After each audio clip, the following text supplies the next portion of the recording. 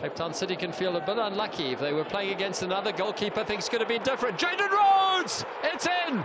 He scored, and he scores vital goals, as I've said. Scored against Sundowns on the final day of last season.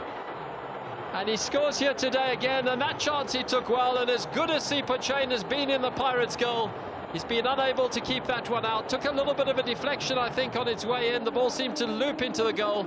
But this 21-year-old, promoted from the youth team in 2022, he's given the side a bit of belief. John Komitas, the chairman there, looking on from the stands, and he'll be delighted with it. Makes a very good run here, does Tishueza, and in the end it does deflect, I think, off Dion Hotto.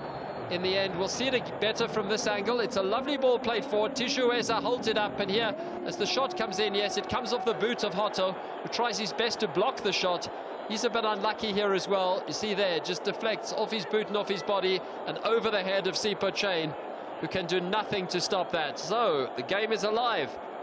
Jayden Rhodes